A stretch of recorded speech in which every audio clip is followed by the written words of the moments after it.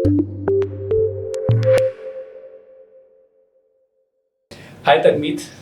Hi, Aman. First of all, thank you so much for taking time out of GCA and the entire schedule that you have. I have a lot of adjectives and titles to describe you, principal and a lot others, but I would not intimidate the people that we want to have this for, and I'll rather say that we have Tanmeet with us, who's for me one of the most humble and approachable senior that I would want to say, rather than even saying Thank a you. professional actually. So yeah, Tanveed, welcome to the interview series, Breaking the Pattern. The entire agenda is to talk about professionals' journeys and what has been the thought processes behind your career journey that helps guide young professionals as well as people who are probably 5, 7, 10 years into their journey, because let's admit it, midlife crisis is real. So we're going to keep a very candid conversation, and I'll start with a tough question for you.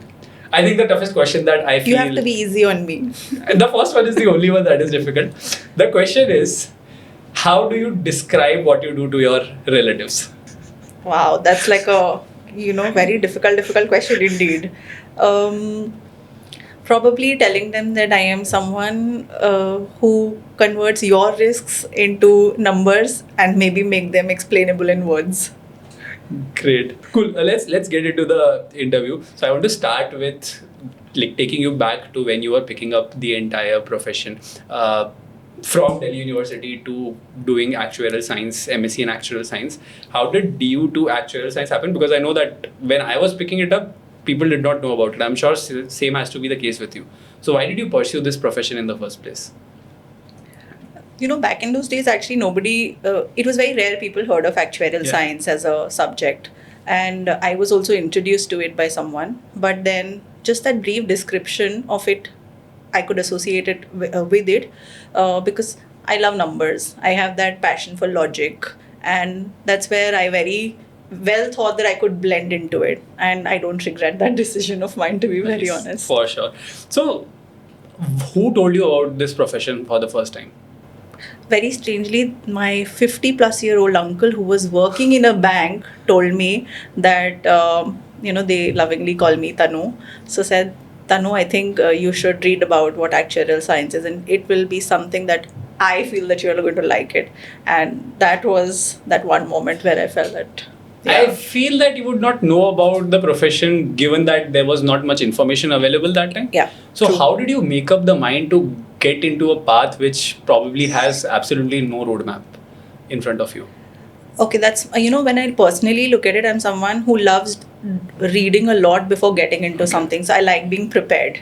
And so I did a lot of study about what the course is about, what does it involve. So even before starting, I knew it's just not maths. Actually, it's statistics, accounts, economics, everything. So probably the curiosity of being prepared is what I read a lot about it. I spoke to a lot of people and I figured out that what actuarial science actually is and am I getting into the right field.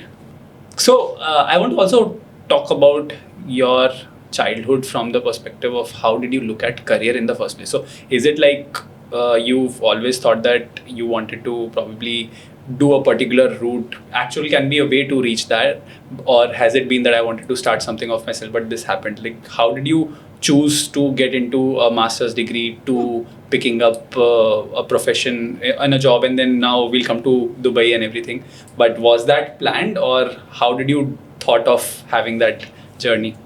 Unlike my sun sign, which is a Virgo, we like being perfectionists and we like planning things and everything.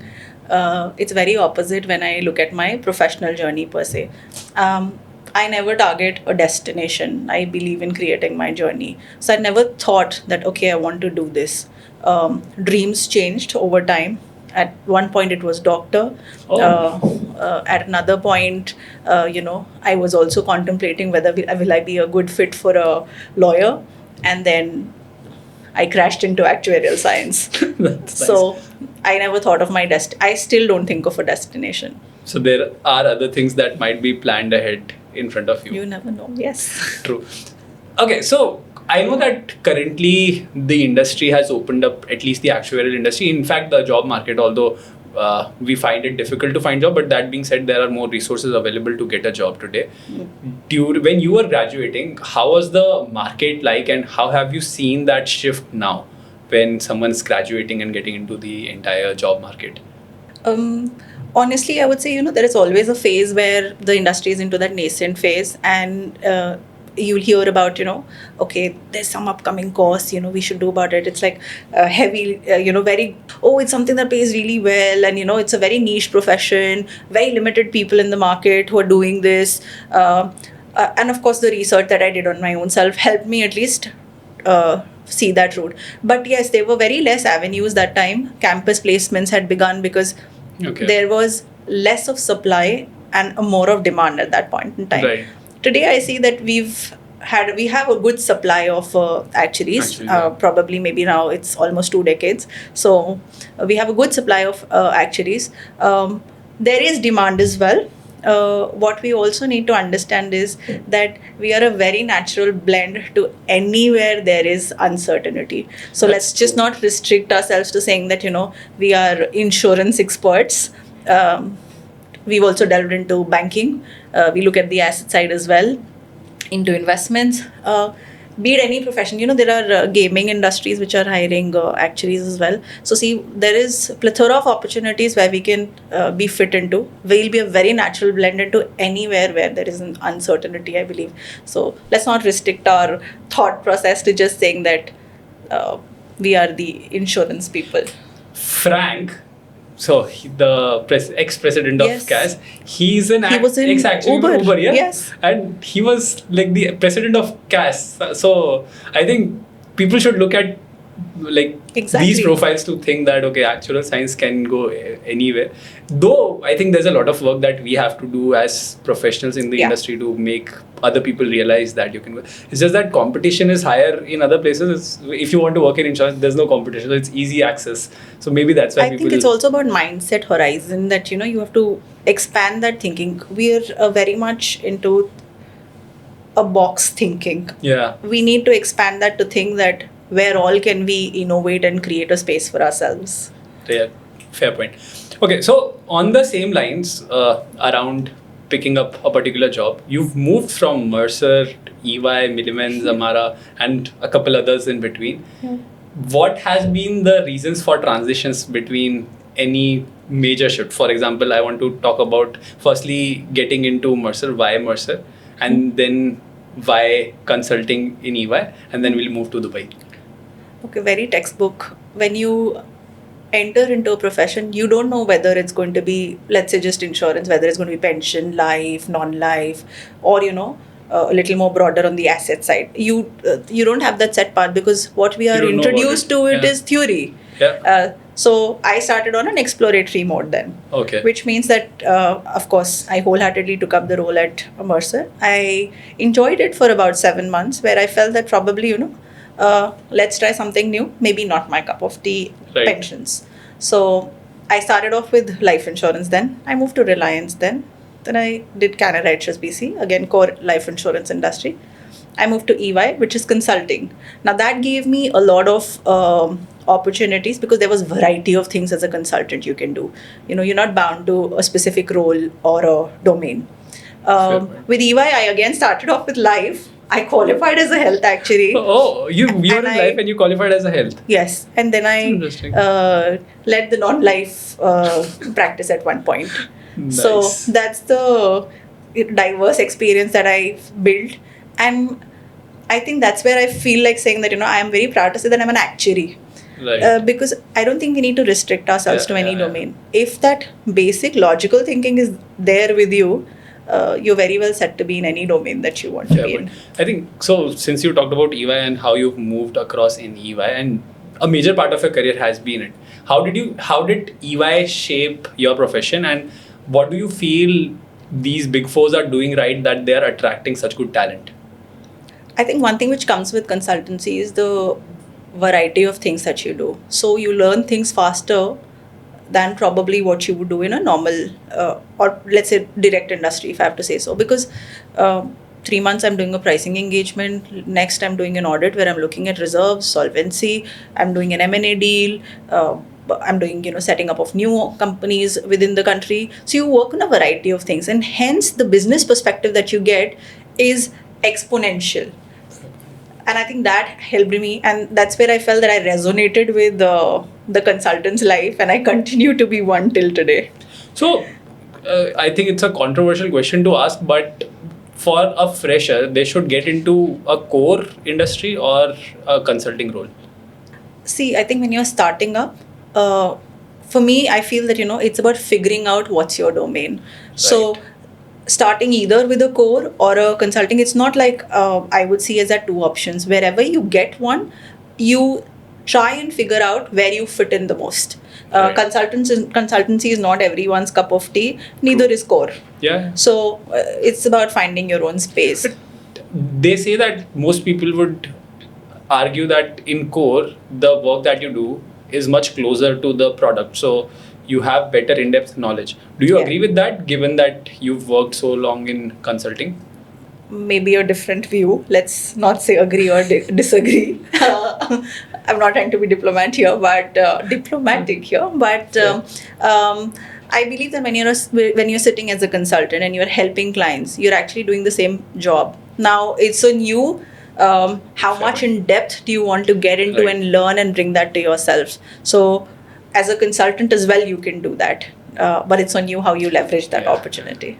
Fair point. I think it's the initial. I think that's also what what differentiates a good consultant from a best consultant in terms of the depth that you go in, like looking at any number that you're looking. Fair point. Learning never stops. Fair point. Fair. Okay, so from the movement from EY to Dubai, it's a fairly big transition to move a country altogether. Yeah. How did that happen? I think, like I said, I like learning. Learning for me never stops. And every movement that I've made from one organization to another has given me some experiences that I've got. And when I feel that, oh, there's more to learn, is when you think of, okay, what's my next move? And probably it was exploring the new market and learning more from there is what made me move from EY to the Middle East. And of course, the opportunity to expand my horizon in terms of my entrepreneurial journey as well at some point. Right. But so you moved to Milliman Yeah. and then to Zamara. Yeah. So Milliman, I think, would be more on a consulting role, and then Yeah. Zamara is where you. Yeah, Milliman is more on the. When I entered into the market, of course, I was more of a consultant in Milliman. But moving to Zamara actually gave me the scale to grow my own self. Right. I lead the Middle East operations for Zamara, which is called Zamara MENA. And that's where, not just as someone who's technically involved, I think I started way back being involved strategically, but it gave me that open platform to explore or enhance my strategic build up. Fair point. So, since you've seen both sides and both markets, India, in fact, global market and the Middle East, what's the major difference? Because I know a lot of professionals right now are looking at Middle East as the upcoming market. So, what's the major difference between working for Indian clients or Indian markets? I wouldn't say Indian clients, and working in the Middle East. You're putting me into tricky situations. See, India is a market of scale, Right. to be very honest. Yeah. And Middle East is the market of speed. Okay. So, where India was probably some time back, they want to attain that pace to be, at par with maybe the developed nations. So, Right. there is opportunity at both sides. Again, like I said, you judge your fitment where it comes to. Like I said, India has this huge potential, huge amount of opportunity, be it any space.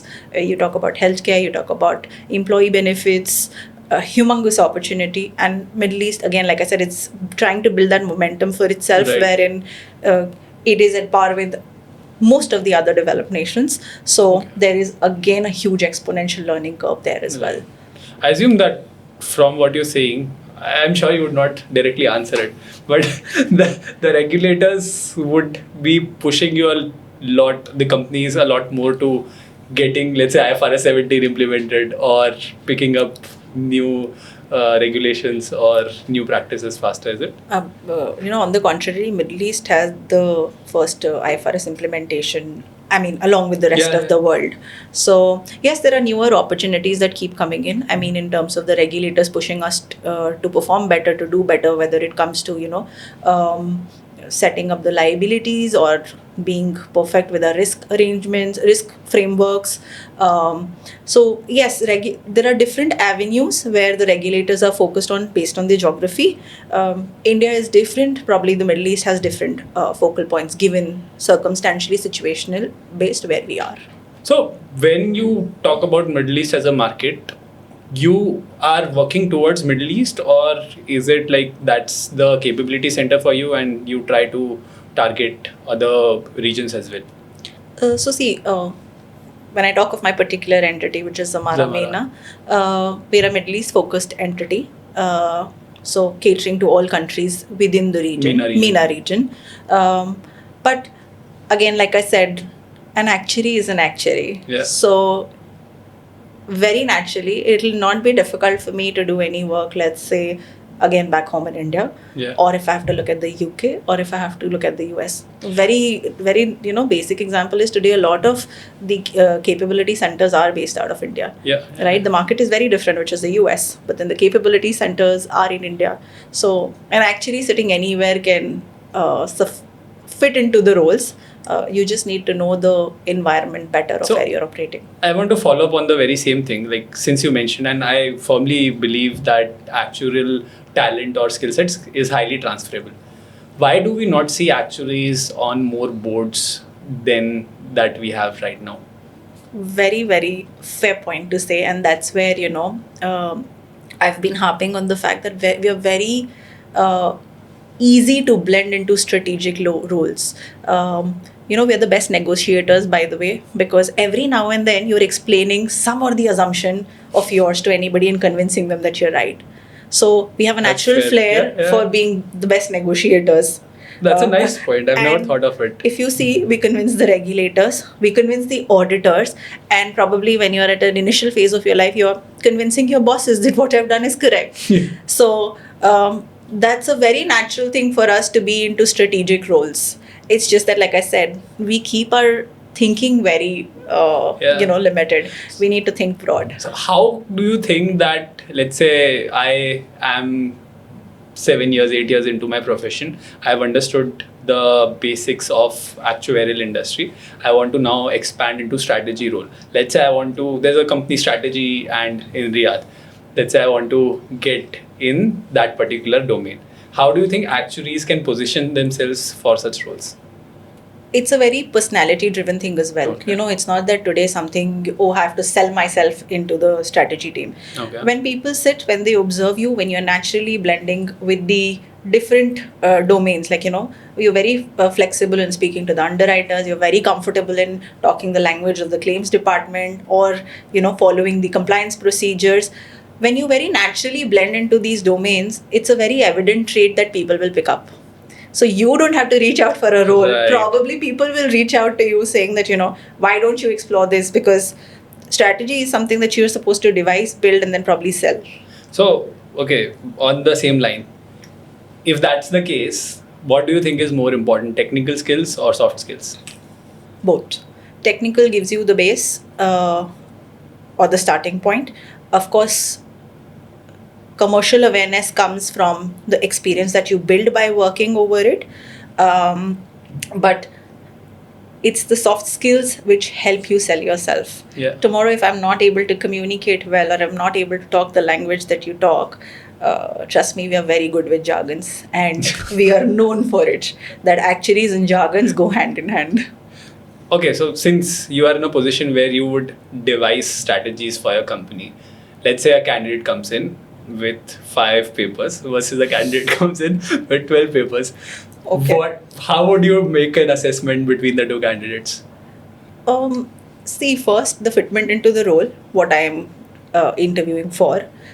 Experience does bring a lot of... So, the number of years does not define that one is technically better over the other. Paper-wise? Yeah, okay. One has 12 or other has 5 papers. Again,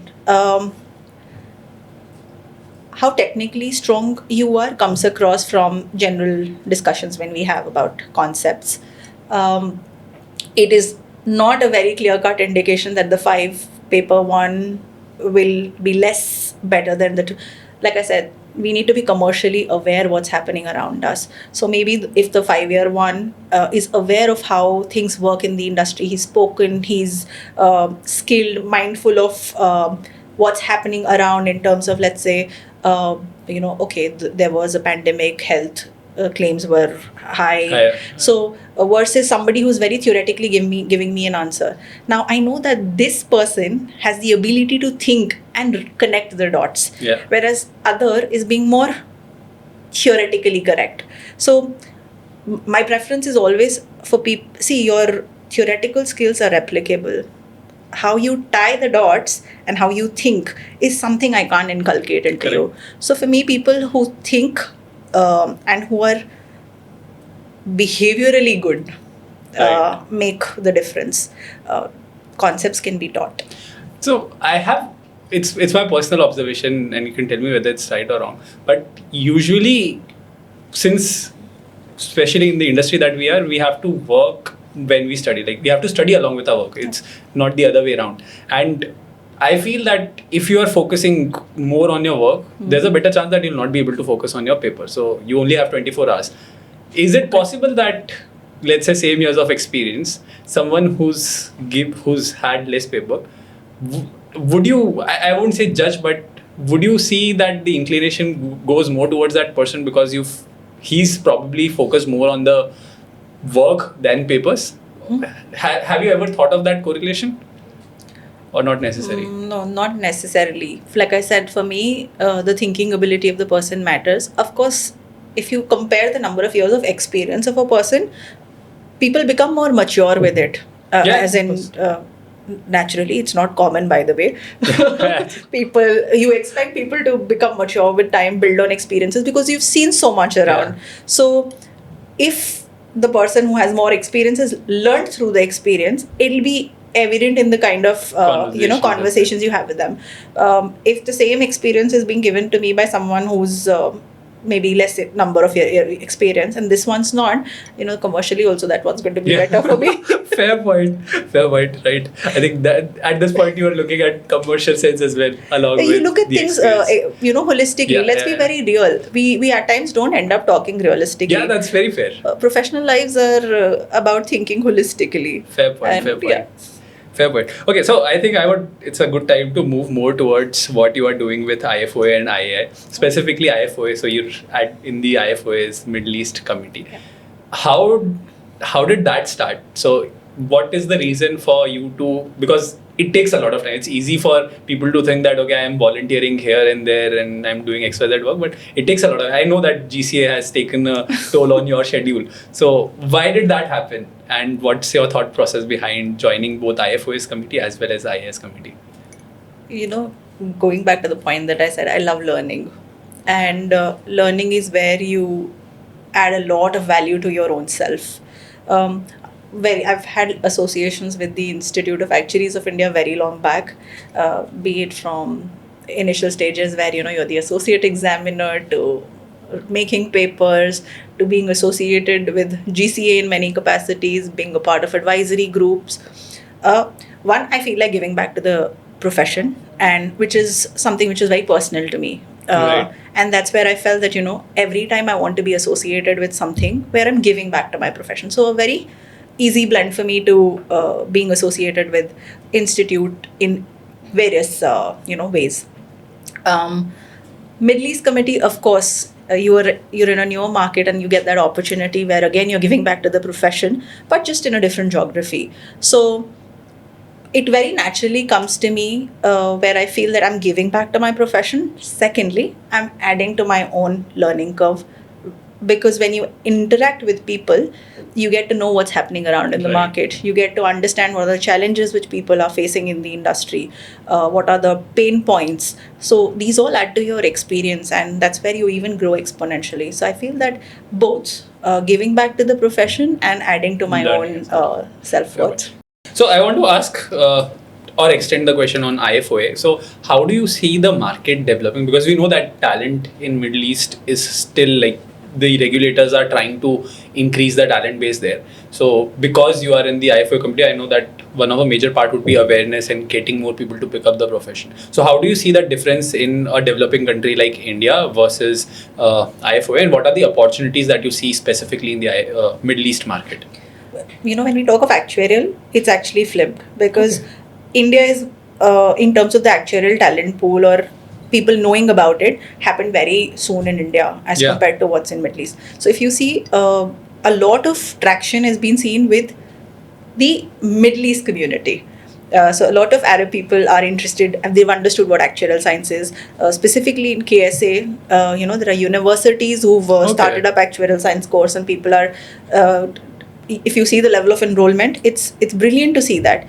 It's expanding to other countries as well. Maybe like Kuwait, there are actuaries. There are actuaries in Bahrain, I believe there is one. So people are understanding what actuarial science is, and they are keen and curious about learning what it is. On the flip side, Indian market, I think it's much more aware in terms of what actuarial science. Comparatively, yes. You give me a relative comparison of the two, regions. So yeah. So, from the perspective of an IFOA committee member, what are the roles that typically IFOA would get involved in to promote the profession in Middle East? IFOA is very actively actually involved in the Middle East because, like I said, it's one of the very promising markets. Insurance is growing, hence actuaries are growing, and strangely you will see that there are actuaries in banks also. A lot of them. Risk advisory is very big right now. Yes, so IFOA is actually triggering the establishment of the profession in the region by. We have these Middle East conferences where a lot of students come up. They get to know about the profession, what actuarial science is, and there the interest develops. Right. Many other avenues, be it road shows and universities, tying up with regulators or governments to have this right push, because right. Sometimes when people don't know about a thing, they can't be entering into it. So a lot of awareness sessions are being organized very actively. I think IFOA is pursuing right. The setting up of the foot in the Middle East market. Yeah. That's nice. Great. I think I'll move from IFOA towards the softer skills element of a professional journey. So as a principal at Zamara, what are the kind of people that you want to have in your team? So let's say three people that you, or three, I won't say three people, I'll say three specific skill sets that you would want to have in your corner in the team that you have. If I would to say that, three words that would describe me is something I would like to see in people. Okay. Creative, courageous, and collaborative. That's nice. Creative gives you the thinking. Collaborative means you can work in teams and alone.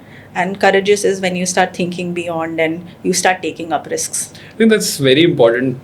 The blend of the three, in fact, the three C's. Yeah. Because courageous is when you start going out of your comfort zone, and that's where you need to be creative. I mean, if you are not courageous, you're probably following the same thing. So if you're creative, then it's routine.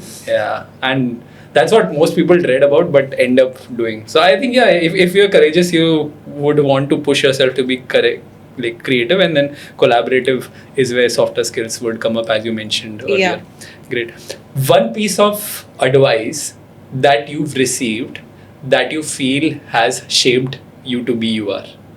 Be yourself, trust yourself, and be the better version of yourself. Never think that learning will stop at a point. So I don't seek destination, like I said. I love the journey that I travel. Nice. Okay, I'll flip the question. What's the worst career advice anyone can receive?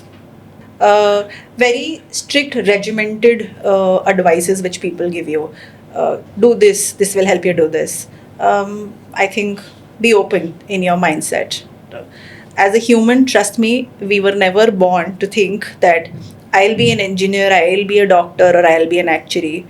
You choose your path as you grow in life. Yeah. So that means you're capable of doing anything. Fair point. It's the mindset game, I feel. Don't follow the frame. Yes. Amazing. Okay, I think I'll leave it to that. I think I loved the way that we've ended. I'll now invite Ansh from our MSc batch to quickly have a small rapid fire with you. Oh. And we'll end it then. Cool. Ansh, Brilliant. thank you so much. Ansh, I hope you're not going to kill me with questions. No, I have very sweet questions for you. Okay, let's go. Hello. I have the coffee in my hand and it's coffee with Ansh. Thank you so much. So we're going to have a small rapid fire round. I have a list of 20 questions for you, and I'd like your first thoughts on what you hear. Okay. So we'll am I going to be punished for if I'm not rapid enough? Nothing of the sort. So we'll start off. Okay. When you look back at your student days, what do you wish you had worried less about? Future. Because I didn't know that I will be predicting it. That's nice. So your first job, first day, what is one memory that stuck with you? Of course, entering into a very beautiful plush office and then somebody telling me that, can you just run this model? And I'm very confidently nodding my head and saying, of course. And then least did I know what that model meant and where was it living. All right, that's nice. That's a nice memory to have. So what has surprised you most about where your career was, where it had started and where you've ended up today? Like in the journey? I like the journey itself. Okay. Never like a set thought process behind where I want to be. So the journey itself. So the journey itself has been a surprise for you, is it? Yes, because through the journey, I learned that I have so much of potential within me, which surprisingly will unfold with the journey itself. So yeah, my journey in itself was surprising for me to unfold that there is so much that I have and there is so much that I can do. That's nice. That's nice. Could you tell me about one habit that has helped you more than any exam or degree? And this is knowing that you've been a gold medalist both during your bachelor's and your master's. I follow very basic principles in my life. Any job you do, think you are unprepared and hence put everything into being prepared for it. Even if you do not belong into that room, be prepared. That I think has helped me through my journey until now. All right, that's nice. So if you could go back and give your 22-year-old self a piece of advice, what would it be? Stop thinking about perfection and be brave and courageous. When work genuinely gets tough in your very demanding role, Okay. what do you do and what keeps you going on those days? There are of course ups and downs in everyone's life. When some situation like this happens, I very well put that thing to a halt. I take a pause. Probably I'll just be away from my seat, get into my own domain where I'm relaxed, pick up a cup of coffee, sit with myself, self-motivate myself that I've handled tougher situations, I've handled tougher auditors, regulators, or maybe models, and come back more stronger to say that, I can do it. So it's a never die attitude that brings me back to myself. So, but yeah, pausing and breaking from that thought is important for me. All right. So one word, all right. What does risk mean to you personally, not professionally? Growth. Growth. Okay, that's deep. Until you take risk, there's no growth. That's nice. In your own words, what is an actuary and what separates a great actuary from a good actuary? Someone who can convert chaos or uncertainty into number and words, but a great one converts them into decisions. Okay. As a member of the IFOI Middle East Committee and the IAI's IFRS 17 advisory group, what is the one gap you see students not bringing as they enter this industry beyond just clearing the papers? I think the sense of being commercially aware. What's happening around you? We all will study exams, we all will clear them. Some will do very brilliantly, some will be average. But books give you that stepping stone, but being commercially aware helps you get that thinking. Right. So when you meet a young person, what is the small signal that tells you that this person will do well in their actuarial career? Their attitude. Because you can't be discussing concepts or technical stuff in the first go. So it's the attitude of the person, how they perceive things, how they behave with you, and how they act in situations is something which is my first assessment point. Okay. One thing you know now that you wish every student walking into their first actuarial job already understood? Concepts. Okay. I mean, every people today are well aware of what they're studying and doing. So I think concepts is something which people already are aware of. Right. So technical concepts when you're walking into your first job. I think those are something which people come in with. Okay. Okay. What they, like I said, don't know is about being the commercial awareness, which Right. they need to bring on board. Okay. Okay. The most underrated skill in this profession that nobody talks about enough. Like I said, it's a very natural flair of negotiation. We are the best negotiators, but we do not leverage it enough. So, negotiation. So, a mentor, a book, or an experience which has shaped you the most. I think I would talk of the experience from the time when I joined the profession and being responsible for preparing something for someone who's going to be signing it. Okay. So that level of trust to being in a state today where someone's doing for me and I'm signing it. So that journey for me, that experience from for me from where it started to where I am today and what goes behind it is something very precious to me. Okay. If actuarial science did not exist, what else would you have done? I'm a very creative person, so I would either be into arts. I love thinking logically, so I would either have been a lawyer. Okay. Definitely not a doctor now. All right. What is the one thing that the industry needs to start doing In terms of? in terms of growing and expanding? Okay. We as actuaries are very critical of each other. So we need to be more receptive of each other's opinion because our profession is such, there's no right or wrong. There can be multiple rights, even suiting to a individual circumstance or a data point. So we need to be more receptive of other people's opinion. We need to hear them out and then make a conscious call of which way we want to choose. So I think it's being receptive and open-minded. All right. And one thing as an industry professional you think that needs to stop happening, like the industry needs to stop doing? Being too overcritical. Okay. Fair. That's fair. So, you've lived in India and the Middle East.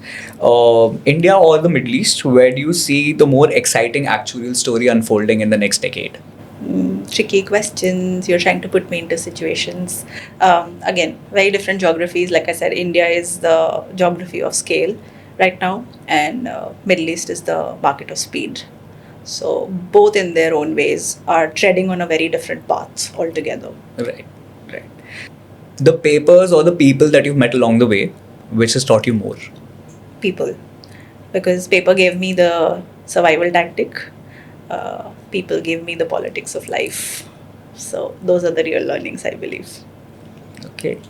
What is the one question nobody asks you and you wish they did? How do you handle pressure? It's actually the calm behind getting into a situation is what people should know, what went behind it. So nobody asks about the story of how did you do this or how did you manage it, because on the face of it things might look very rosy that oh, she just did it, but how do you manage that pressure? Right. And my final question, if you had to describe your entire career in 3 words, what would they be? Again, collaborative, courageous, and creative. So if I'm a very creative person, I explored my strengths through my journey, so I had the courage to do it. And I think in your journey, you definitely people along with you. So collaborations create bigger avenues for you to grow. So yeah, the 3 C's. The 3 C's.